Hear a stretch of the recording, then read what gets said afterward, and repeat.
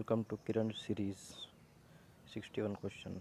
As he proved inefficient, the company dash him. अब देखिए इसमें रिजेक्टेड नहीं आएगा, इविक्टेड नहीं आएगा, इजेक्टेड नहीं आएगा. मेन जो कन्फ्यूज़न है वो होता है रिजेक्टेड और एक्सपेल्ड के बीच में.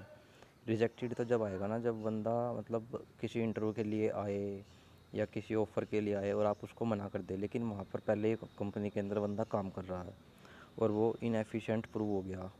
जब कंपनी के अंदर ऑलरेडी काम कर रहा है तो रिजेक्टेड नहीं हुआ, वो एक्सपेल्ड हुआ. एक्सपेल्ड होता है ग्रुप से, किसी भी ग्रुप से किसी बंदे को बाहर निकाल देना, बेदखल कर देना. इसलिए इसका ऑप्शन नंबर 4 ठीक होगा. Most people are influenced by dash advertisement. अब देखिए बहुत सारे, जो आगे पढ़ने की ज़रूरत ही नहीं है वैसे, क्योंकि बहुत सारे लोग जो हैं किसी कलरफुल एडवर्टाइजमेंट को देख करके इन्फ्लुएंस हो जाते हैं. बाकी 3 कैसे इररिलेवेंट हैं? Aggressive, efficient, vigorous. भाई लोग एडवर्टाइजमेंट को देख करके एग्रेसिव थोड़ी होते हैं. और अगर जो आपको और ज़्यादा क्लियरिटी चाहिए तो आगे पढ़ लीजिए. And tends to believe claim made about the product. Aggressive, vigorous, फुर्तीला, फुर्तीले थोड़ी जाते हैं. एफिशिएंट कोई मतलब ही नहीं है, तो कलरफुल. कलरफुल इसका ऑप्शन नंबर 1 आंसर है. The cost of dash is rising rapidly in the city. अब इसका लिविंग आएगा. इसमें मेन जो कन्फ्यूज़न है वो तीसरे और चौथे में होता है. सर्वाइविंग क्यों नहीं आया?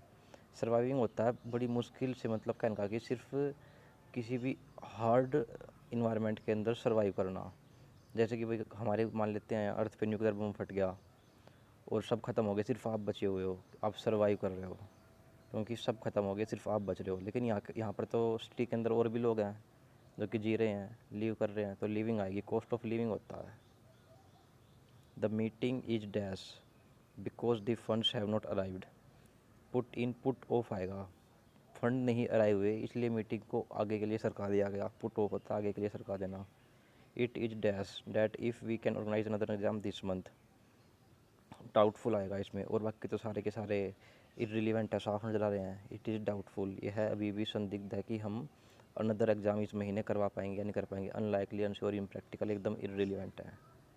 She was relieved to hear from the doctor that the tumor was not malignant. malignant होता है घातक.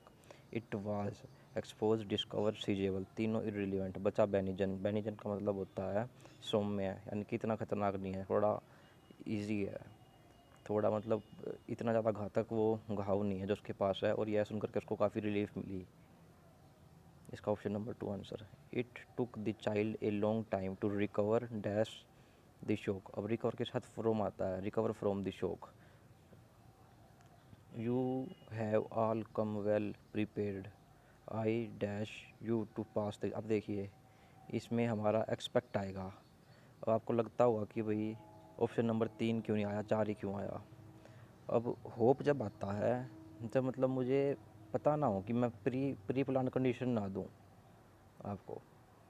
अब इसने एक प्री प्लान कंडीशन दे दी कि भाई आपने काफ़ी अच्छी तैयारी कर रही है, तो भी मैं एक्सपेक्ट कर सकता हूँ कि आप इस बार एग्ज़ाम क्लियर करोगे ही करोगे, करोगे ही करोगे, क्योंकि आपने काफ़ी अच्छी तैयारी कर रखी है. और जैसे कि आपने मान लो कहीं पर भी पैसे लगाए, इन्वेस्टमेंट की, तो वही होप है एक कि वहाँ से इन्वेस्टमेंट में अच्छे खासे रिटर्न मिलेंगे. लेकिन एक्सपेक्टेशन में क्या है, पहले ही बता दिया कि भाई काफ़ी अच्छी तैयारी की है, तो उम्मीद है, एक्सपेक्टेशन है कि आप इस बार एग्ज़ाम को पास कर दोगे. होप और एक्सपेक्टेशन में यही फ़र्क होता है. इसका option number 4 expect correct answer होगा. I dash very much like to see my old classmate. अब देखिए ये काफ़ी कॉम्प्लिकेटेड क्वेश्चन है, लेकिन आपको ये ऑप्शन से करना होगा. I dash very much like to see my old, यानी कि भाई मैं अपने दोस्त को देखकर काफ़ी खुश हुआ. शुड, मैं अपने दोस्त को देखकर काफ़ी खुश होना चाहिए. कोई तुक नहीं बैठा. ऑप्शन नंबर 2 गलत. ऑप्शन नंबर माइट, चौथा तो वैसे इररिलेवेंट है क्योंकि माइट होता है ऑफिशियल यूज़ के लिए, तो माइट नहीं आएगा. अब कैन, मैं अपने दोस्त को देखकर काफ़ी खुश हो सकता हूँ, ये भी कोई बात नहीं हुई. तीसरा, I would very much like to see my old classmate, मैं अपने क्लासमेट को देखकर काफ़ी खुश होऊंगा, ये कुछ ठीक है बाकी 3 के कंपैरिजन में, तो ऑप्शन नंबर 3 इसका करेक्ट आंसर होगा.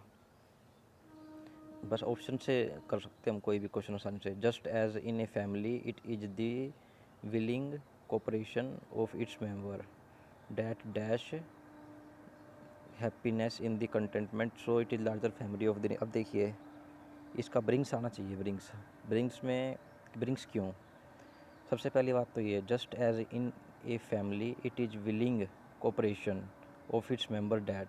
विलिंग कोऑपरेशन ये एक सिंगुलर है और ये सिंगुलर वर्ब ही लेगा, ठीक है। और एक और बात, वर्ब आएगी प्रेजेंट फॉर्म में, ना ही पास्ट में आएगी ना ही फ्यूचर में, क्योंकि इट इज आ गया।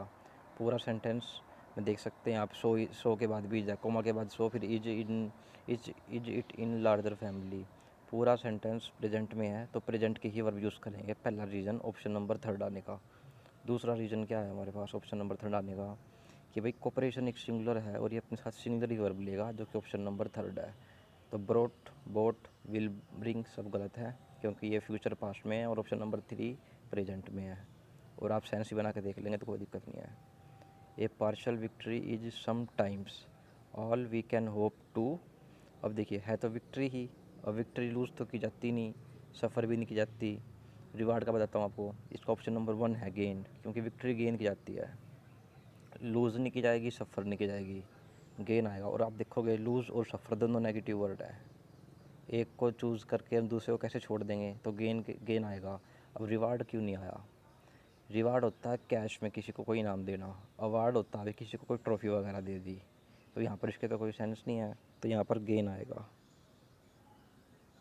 Hamid dash in Mumbai for 3 years। अब देखिए फॉर 3 years आ गया, when his parents came to visit. When के साथ तो पास्ट आएगा, केम, ये याद रखना रूल है। Hamid dash in Mumbai for 3, अब फॉर 3 years आ गया ना, तो देखते हैज़ हैड बीन वाला आंसर आएगा, कोई दिक्कत नहीं है, तब से लेके अब तक रह रहा था। हैड बीन लिविंग चौथा ऑप्शन इसका बिल्कुल करेक्ट आंसर है। यही फॉर्मेशन आती है जब फोर और सिंस होगा ना, has, have, had plus been plus I N G वाली form, option number 4। I have little time so I can tell you only dash what he said, briefly आएगा। शॉर्टली, लिटल ऑफ, ब्रिस्कली, ये सब गलत हैं। Briefly मतलब काफ़ी concise करके मुझे बताना पड़ा क्योंकि टाइम कम था। 2 year have passed since he dash hear. अब देखिए 2 year हैव पास्ट, 2 साल गुजर चुके हैं। अब सिंस के बाद ना सब्जेक्ट हो तो उसके बाद हमेशा वर्ब पास्ट में आती है। सिंस के बाद अगर सब्जेक्ट हो तो वर्ब हमेशा पास्ट में, केम, सिर्फ एक ही वर्ब पास्ट में, option number 3 came. His wife has a twin who resemble her so much that at first he had great trouble telling. अब देखिए उसके वाइफ के पास दो ट्विन हैं, दो भाई हैं जो कि एकदम सेम टू सेम है, बताना बहुत ही मुश्किल है कौन सा है, यानी कि कौन सा बंदा कौन सा है, ठीक है। वन फ्रॉम दी अदर कोई सेंस नहीं बन रही, मैं बोल रहा हूँ कि कौन सा है, option number 4 who is from which. ये आपको हिंदी से करना होगा और याद ही करना होगा। One from the other, one from the another बिल्कुल गलत है, क्योंकि दोनों ही सेम फॉर्म दे रहे हैं, one from the other, one from the another. तो आप किसको उठाओगे, किसको लगाओगे, तो इसके अंदर ऑप्शन 4 ईच तो वैसे ही नहीं आएगा, क्योंकि ईच बहुत सारों के लिए यूज़ होता है, दो के लिए नहीं।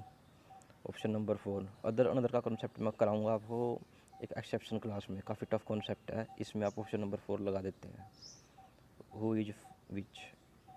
Eight great length that night they dash the feasibility of their plans. पूरी रात उन्होंने अपने प्लान का डिस्कस किया। अब देखिए डिस्कस एक ऐसा वर्ड है जो अपने साथ प्रीपोजिशन नहीं लेता, इसका ऑप्शन नंबर 2 आएगा। डिस्कस अबाउट गलत है, क्योंकि डिस्कस अपने साथ कोई भी प्रोपोजिशन नहीं देता। डिस्कस्ड रिगार्डिंग गलत है, क्या discuss regarding the feasibility, discussed on फिर से प्रीपोजिशन लगा दिया तो गलत हो गया। तो डिस्कस के साथ प्रोपोजिशन नहीं आएगा, याद रखना, फेमस रूल है। Will those of you who have objection to this proposal dash put up your hand please. Will those of you Will those of you who have objection to this plan dash put up your hand, जिसको हमारे plan पर objection है अपने हाथ आगे करें please, ठीक है। अब इसके अंदर एक एक ऑप्शन लगा के देखते हैं हम। Will those of you who have objection to this proposal discussed put up your hands, गलत, कोई सेंस नहीं बैठी। बीइंग डिस्कस्ड, हैविंग डिस्कस्ड, देखिए हैविंग डिस्कस्ड तो गलत हो गया, डिस्कसिंग भी गलत हो गया। इसका ऑप्शन नंबर 2 बीइंग डिस्कस्ड ठीक है। ये काफ़ी टफ क्वेश्चन है, बीइंग डिस्कस्ड आएगा, इसका याद रखना। पैसिव फॉर्म लिया है इसने, हु हैव पैसिव फॉर्म लिया है, who have being discussed.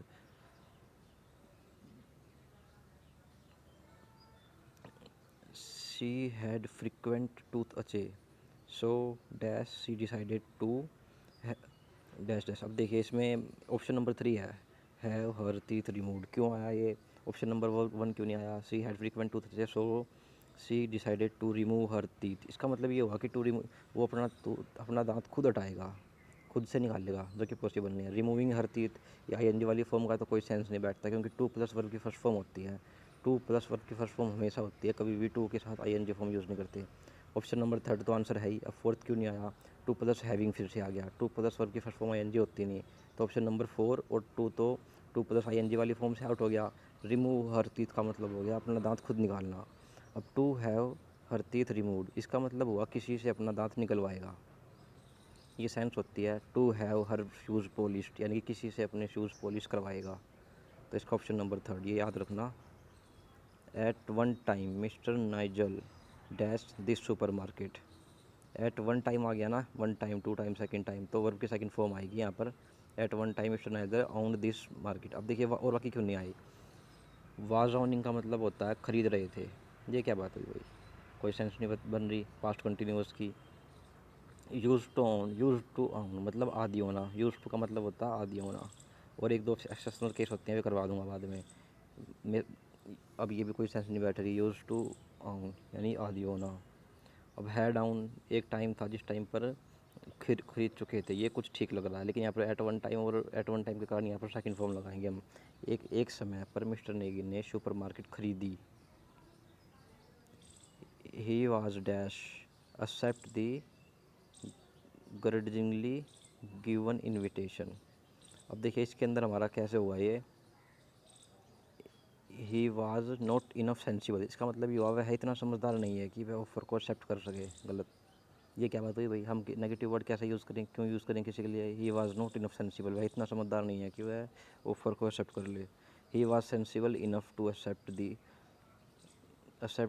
Originally given invitation, ये भी गलत है। अब क्यों गलत है आपको पता चल जाएगा अपने आप ही।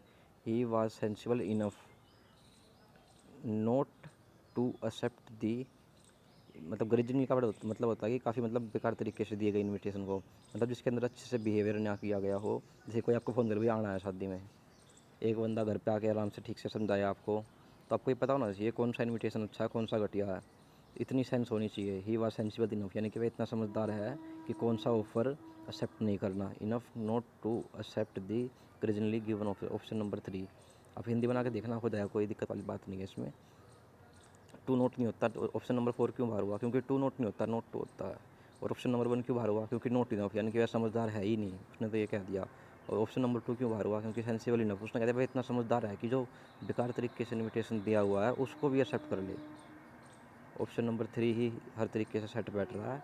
हिंदी बना के देखोगे तो कोई दिक्कत नहीं है, हो जाएगा इसमें। Okay guys.